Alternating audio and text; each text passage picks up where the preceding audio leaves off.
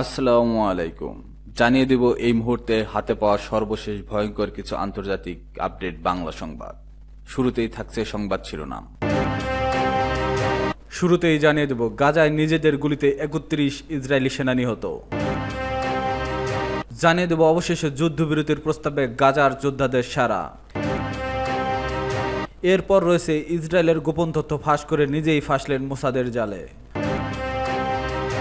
সর্বশেষ থাকছে ছদ্মবেশ ধারণ করেও বাঁচতে পারলেন না ইরানি জেনারেল।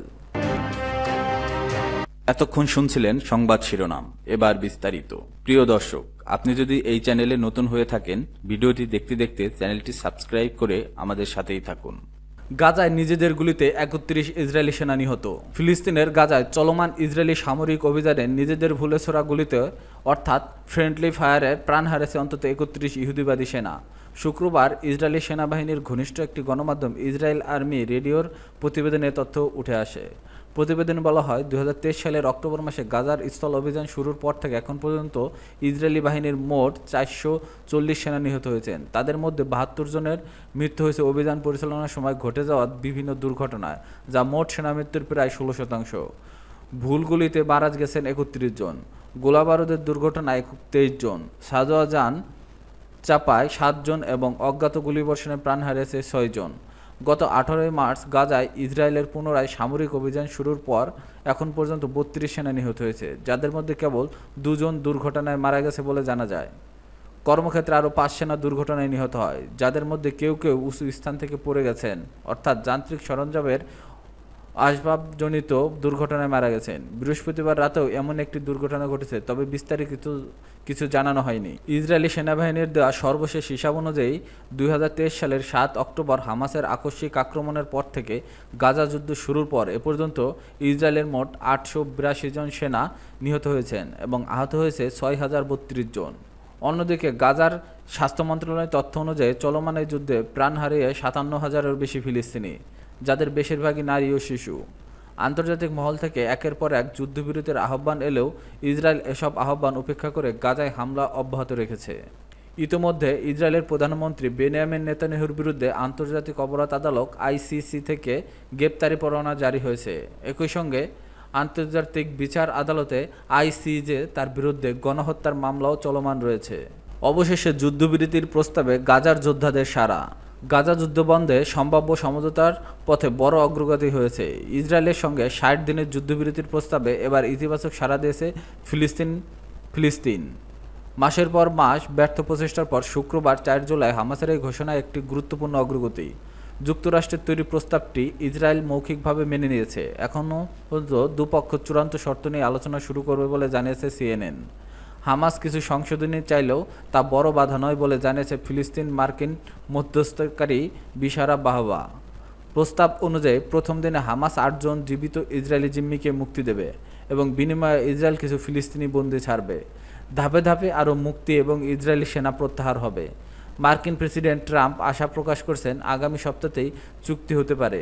একই সঙ্গে তিনি হামাসকে সতর্ক করে বলেন, এর চেয়ে ভালো প্রস্তাব আর আসবে না। গোপন আলোচনার মাধ্যমে তৈরি এই প্রস্তাব পেছনে কাতার ও মিশরের গুরুত্বপূর্ণ ভূমিকা রয়েছে।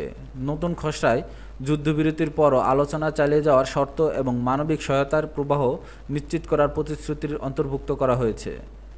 ইসরায়েলি প্রধানমন্ত্রী নেতানিয়াহু কিছুটা নমনীয় মনোভাব দেখিয়েছেন এবং রোববার তিনি প্রেসিডেন্ট ট্রাম্পের সঙ্গে বৈঠকে বসবেন বলে জানা যায়। বিশ্লেষকদের মতে এবার তিনি জিম্মি মুক্তিকে অগ্রাধিকার দিচ্ছেন। এদিকে যুদ্ধবিরতির আলোচনা চলালেও গাজায় ইসরায়েলি হামলায় প্রাণহানির অব্যাহত রয়েছে। ফিলিস্তিনের দাবি অনুযায়ী মৃতের সংখ্যা ৫৭,০০০ ছাড়িয়েছে। স্থায়ী চুক্তির পথে এখনও চ্যালেঞ্জ রয়েছে, তবে ৮ মাসের সংঘাতের পর এই অগ্রগতি আন্তর্জাতিক পরিসরে স্বস্তি এনে দিয়েছে। ইসরায়েলের গোপন তথ্য ফাঁস করে নিজেই ফাঁসলেন মোসাদের জালে। সময়টা ১৯৮৬ সাল। ইসরায়েলের এক পরমাণু ইঞ্জিনিয়ার ঘুরতে গেলেন ব্রিটেনে, কিন্তু লন্ডনে নেমেই এই ইহুদি কোনো পর্যটন স্পটে না গিয়ে সোজা চলে গেলেন জনপ্রিয় পত্রিকা সানডে টাইমসের অফিসে। গিয়েই এক বোমা ফাটালেন এই ইসরায়েলি ইঞ্জিনিয়ার। বিশ্বের সামনে প্রকাশ করে দিলেন নিজ দেশের গোপন পারমাণবিক বোমার খবর। বলছি, ইসরায়েলের পারমাণবিক কর্মসূচি ফাঁস করে মোরসেদ চাই ভাঙানোর কথা, যার হাত ধরেই বিশ্ববাসী প্রথম জানতে পারে ইসরায়েলের গোপনে পরমাণু বোমা শক্তিধর হয়ে ওঠার গল্প। যদিও এখনও ইসরায়েল আনুষ্ঠানিকভাবে তা স্বীকার করেনি। ঘটনার আসল রোমাঞ্চকর শুরু হয় এরপরেই। ভানুনু তো ইসরায়েলের পরমাণু কর্মসূচির কথা ফাঁস করে দিলেন, কিন্তু মোসাদ কি তাকে এমনিতেই ছেড়ে দেবে? কৌশলে মোসাদ মোর্দেচাই ভানুনুকে ইউরোপ থেকে সবার চোখে ফাঁকি দিয়ে ইসরায়েলে ফিরিয়ে নিয়ে যায়। নিউজটি প্রকাশের সাথে সাথে সারা দুনিয়ায় সাড়া পড়ে গেল। কিন্তু ইসরায়েলের এত গোপন ডকুমেন্ট যে ব্যক্তি ফাঁস করে দিলেন, তাকে এত সহজে ছেড়ে দেবে না মোসাদ। এই উপলব্ধি থেকেই সানডে টাইমস কর্তৃপক্ষ মোর্দেচাই ভানুনুর নিরাপদে থাকার ব্যবস্থা করলেন। একটি সেফ হাউসে তাকে রাখা হলো, যার খোঁজ কেউ জানত না। সম্পূর্ণ গোপন রাখা হলো পুরো বিষয়টি।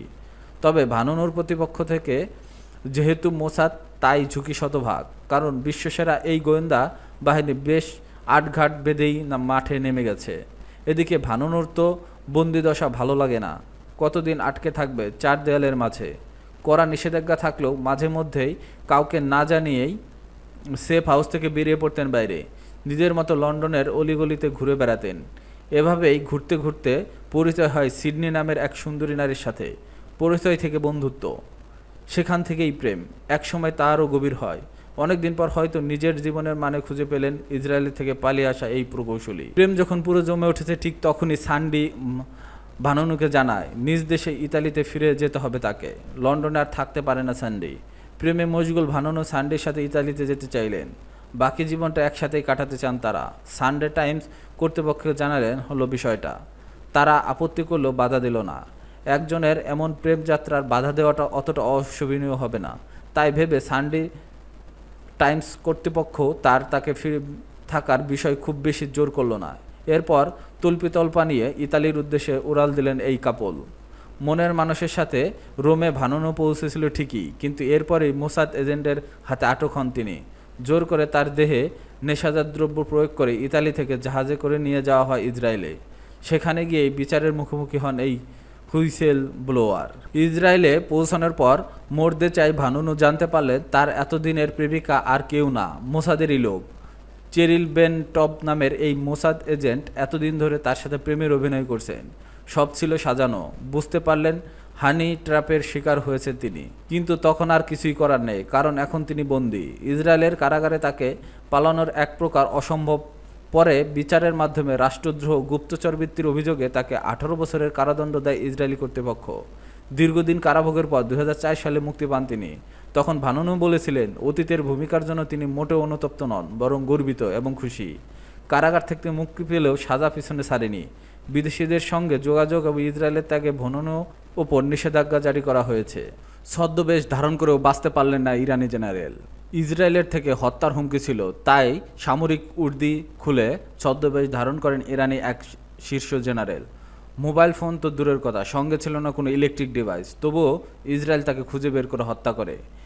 ইরানের খাতাম আল আম্বিয়া কেন্দ্রীয় সদর দপ্তরের কমান্ডার নিযুক্ত আলী সাদমানিকে দায়িত্ব গ্রহণের মাত্র 4 দিন পরে হত্যা করা হয়।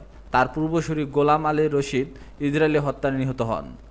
সাদমানিকে হত্যার পর ইরান জুড়ে হোয়াটসঅ্যাপ ব্যবহার নিষিদ্ধ করা হয়। দাবি করা হয় হোয়াটসঅ্যাপের ডাটা ফাঁসের মাধ্যমে সাদমানিকে খুঁজে পায় ইসরায়েল। কিন্তু এক চাঞ্চল্যকর তথ্য দিয়েছেন তার মেয়ে। খবর ইরান ইন্টারন্যাশনালের। ইসরায়েল তাদের লক্ষ্যবস্তু বের করার জন্য হোয়াটসঅ্যাপ ব্যবহার করতে বলে অভিযোগ ওঠার পর আলী সাদমানির মেয়ে মাহাদি সাদমানি মুখ খুলেন। শুক্রবার ইনস্টাগ্রামে তিনি লিখেছেন, আমার বাবার অবস্থান প্রতি কয়েক ঘন্টা অন্তর পরিবর্তন হতো। তিনি কোনো স্মার্ট ডিভাইস বা ফোন বহন করতো না। নিরাপত্তা প্রোটোকল অনুসরণ করা হতো। তবুও যুদ্ধ সদর দপ্তর কমান্ডিং করার সময় তাকে ইসরায়েল হত্যার লক্ষ্যবস্তুতে পরিণত করতে সমর্থ হয়। সাদমানির মেয়ে লিখেন, তার বাবা হত্যার সময় ইউনিফর্ম পরিহিত ছিলেন না। সাধারণ ধুলোমাখা পোশাক পরে সামরিক প্রতীক ছাড়াই অবস্থান করছিলেন। ওই সময় তাকে ট্র্যাক করে হত্যা করা হয়েছিল। ইরানি সামরিক কমান্ডারদের খুঁজে বের করার জন্য ইসরায়েল হোয়াটসঅ্যাপ মেসেজিং অ্যাপ ব্যবহার করছিল বলে অভিযোগের প্রতিক্রিয়ায় তিনি এই মন্তব্য করেছেন। 12 দিনের যুদ্ধের সময় ইরানের রাষ্ট্রীয় গণমাধ্যম নাগরিকদের তাদের স্মার্টফোন থেকে হোয়াটসঅ্যাপ মুছে ফেলার আহ্বান জানিয়েছিলেন। অভিযোগ করেছিলেন অ্যাপটি ইসরায়েলের তথ্য সংগ্রহ করে পাঠায়। হোয়াটসঅ্যাপ অভিযোগ অস্বীকার করছে বলে এই ধরনের দাবি ইরানের অভ্যন্তরে ব্যবহারকারীদের পরিষেবা অ্যাক্সেস সীমিত করার অজুহাত হিসেবে ব্যবহার করা হচ্ছে। যুদ্ধের সময় ইসরায়েল ইরানের ইসলামিক রেভলিউশনারি গার্ড কর্পসের বেশ কয়েকজন শীর্ষ কমান্ডারকে হত্যা করে। সশস্ত্র বাহিনীর প্রধান মোহাম্মদ বাঘেরি, বিপ্লবী গার্ডের প্রধান হোসেইন সালামি, আইআরজিসি এরোস্পেস ফোর্স কমান্ডার আমির আলী হাজিজাদে এবং আইআরজিসি ডেপুটি ফর অপারেশন মেহেদি রাব্বানি প্রমুখ অন্যতম।